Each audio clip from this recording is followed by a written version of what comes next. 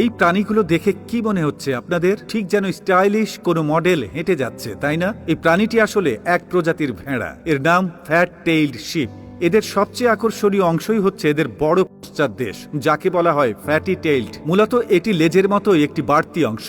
কিছু কিছু জাতের ভেড়ার ক্ষেত্রে এই বড় পশ্চাৎদেশের ওজন 30 পাউন্ড বা 14 কিলোগ্রাম পর্যন্ত হতে পারে। তবে এটি মোটেও অকাজের নয়। উট যেমন তার কুজে ফ্যাট সঞ্চয় করে রাখে, তেমনি ফ্যাট টেইলড ভেড়া তার পশ্চাৎদেশে ফ্যাট জমা করে রাখে, যা এদের প্রতিকূল পরিবেশে টিকে থাকার জন্য খুবই প্রয়োজন। বিশেষ করে খাবারের সংকট দেখা দিলে জমিয়ে রাখা এই ফ্যাট তাদের বেঁচে থাকতে সাহায্য করে। অতি শুষ্ক পরিবেশেও টিকে থাকতে পারে ফ্যাট টেইলড ভেড়া। এরা এমন সব প্রতিকূল পরিবেশেও টিকে থাকে যেখানে অন্যান্য প্রাণীরা রীতিমতো হিমশিম খেয়ে যায়, কেননা পেছনে জমিয়ে রাখা ফ্যাটের সাহায্যে তারা দীর্ঘ সময় না খেয়ে কাটিয়ে দিতে পারে। মধ্যপ্রাচ্য, মধ্য এশিয়া সহ আফ্রিকার কিছু অংশে ফ্যাট টেইলড ভেড়াদের দেখা মেলে। বিশেষ করে মধ্যপ্রাচ্যে হাজার বছর ধরে এদের গবাদি পশু হিসেবে পালনের নজির রয়েছে, কারণ ফ্যাট টেইলড ভেড়াদের সহ্য ক্ষমতা বেশি। যেমন তারা অতি উত্তাপ কিংবা খরা পরিস্থিতিও অন্য জাতের ভেড়ার তুলনায় বেশি সইতে পারে। রোগ ব্যাধিও তুলনামূলক কম হওয়ায় পশুপালন ক্ষেত্রে বেশ চাহিদা থাকে ফ্যাট টেইলড ভেড়াদের। এই জাতের ভেড়া পালন করা হয় মূলত মাংস ও উলের জন্য। এদের মাংসও সুস্বাদু ও উচ্চ প্রোটিনযুক্ত হওয়ায় পছন্দের শীর্ষে থাকে সব সময়। অনেক জায়গায় পেছনের ফ্যাটযুক্ত অংশও রান্না করে খাওয়া হয়। অন্যদিকে ফ্যাট টেইলড ভেড়াদের উল থেকে তৈরি হয় বিভিন্ন টেক্সটাইল পণ্য, যেগুলোর অধিকাংশই ব্যবহার করা হয় উষ্ণতার জন্য।